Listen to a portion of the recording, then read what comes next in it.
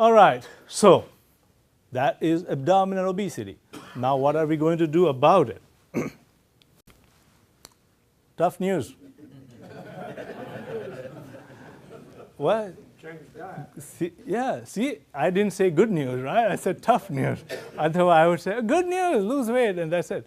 Tough news, that you lose weight. So if anyone here thinks it is hard to lose weight, it is easier said than done, if anybody says that, I am on your side.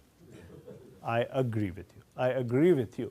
We researchers have this task of developing something that is better, easier, and more acceptable and more possible, not throwing at you something that many of you cannot do. Okay, so I'm on your side, and that's why we need more research. That's why we need to find out more things about it. But what we got today? Today, when it comes to practice, we have to go with what we have with us, right? Whatever we have. So, in a way, good news is that it's easier to lose fat above the waist than below the waist. So, you know that you heard of this pear-shaped and apple-shaped comparison, like men have apple-shaped obesity and women have pear-shaped obesity, like below the waist obesity. So those are terms used in the scientific. It's not to make fun of anybody. But so below the waist obesity, if you go on weight loss diet, weight from here is harder to lose. Weight from here is easier to lose. That's the good news. That's what I'm talking about. So to lose weight, we know today, if you are a patient to lose weight, what you can do is lifestyle changes, which means increasing your activity and energy, watching your diet. And I'm coming back to that in a second. We have some drugs, not quite as many we would love to have. For blood pressure, there are something like 100 drugs for treating blood pressure. For obesity, currently we have 3 drugs. Okay? So what happens with drug like blood pressure? When you go to your doctor will write 1 or 2 medications. Come back and see me, is it working? Then you say, it's not working. Let's just say that you say it's not working. Okay, let me try something else. And you finally connect with, this is the one that's going to work for you. Let's stick to this. Okay? So we have a choice of drugs that one can give for blood pressure. Same with diabetes, you have choice. For obesity, we need this research.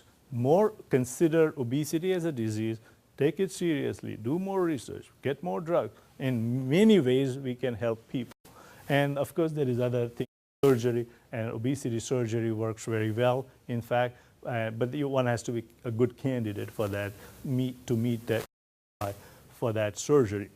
So those are the 3 things available. Now, I want to tell something about lifestyle changes here. When we talk about, agree that it is much easier to say eat less, move more. It is very hard to do that. But again, that is what we got. This is what we have to offer. So we got to do that. But when we talk about exercise or activity, I need to make a point or two. 1, exercise has no local effect per se on the part that is exercising.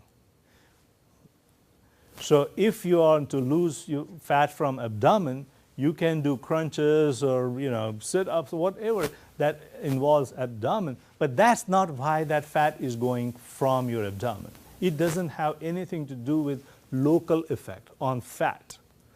An example would be if you put gas in your car. Now your gas tank is full. How is that gas from the gas tank going to go down, going to get used up? When the car uses that for running, for energy production, not by you rubbing that tank from outside or bending it or twisting it, right? Exact same thing with your fat. You can choose to do crunches or anything that involves your abdomen to use up calories, but that has no local effect on the fat that is stored right there. Okay? It has nothing. It's a central consumption. So you could be swimming or walking on treadmill and be using your calories. and it will still be taken from the calorie pool. That's the point I wanted to make. Yes, sir, you have a question? How does surgery affect the fat in the liver? So there are, this is an emerging field.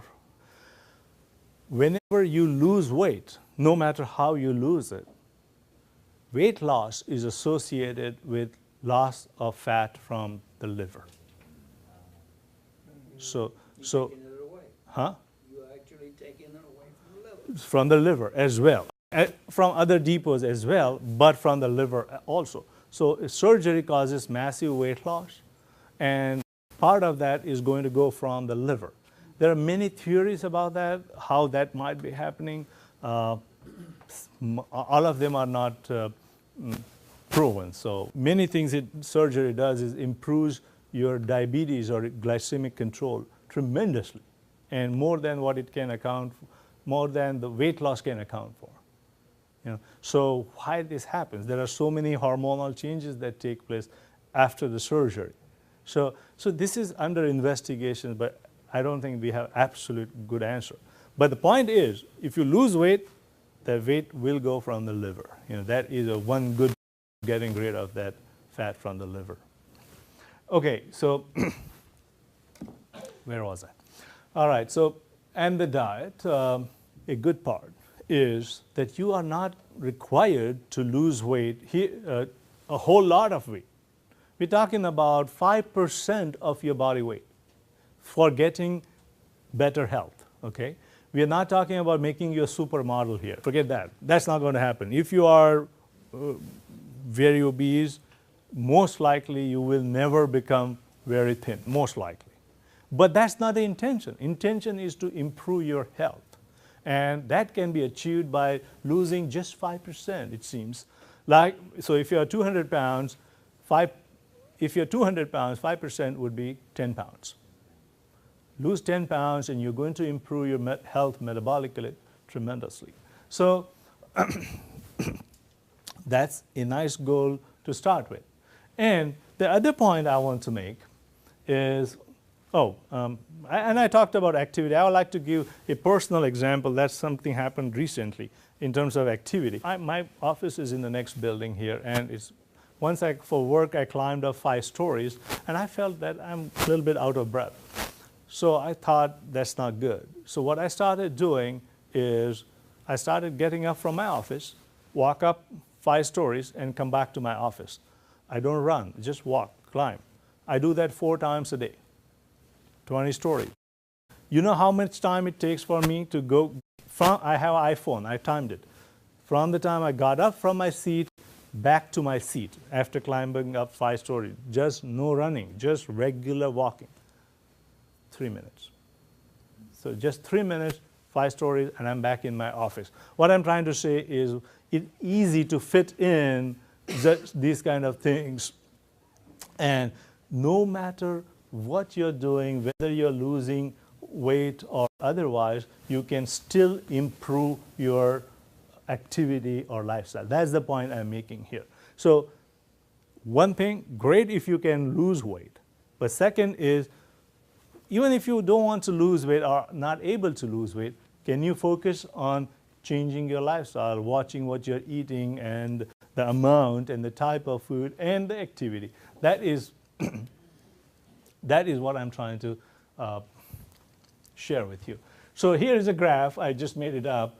This is your waistline, and this is your time. Now let's just say that your waistline is at its highest today here, you're somewhere here, and you decide to lose weight and your waistline goes down. Great, more power to you. If you can do that, terrific. Or if you can at least maintain your waistline, whatever that is. You find out today it is 42, and 5 years later you're still keeping it 42. That's better, right? That's better than it increasing it, right? So no matter what you do, if you lose, terrific. You maintain is better instead of having to increase it, making 40 to 50 to 60 or what have you. And I'll tell you my personal story. What I do is like this. I battle with this all the time. So I'm I'm waging a losing battle. Doesn't matter. I'm not letting that happen, the topmost. You know, I am bringing down the slope. So instead of gaining 20 pounds in 10 years, maybe I'll gain 3 pounds in 10 years. So I'm giving different scenarios here. What I'm trying to say is, if you can lose your weight, nothing like it. That's the best thing for improving your abdominal fat, you're improving your health. But if you cannot, don't just throw up your hand and say, I give up, I'm not going to try anymore, because anything that you do may still be helpful than not doing nothing.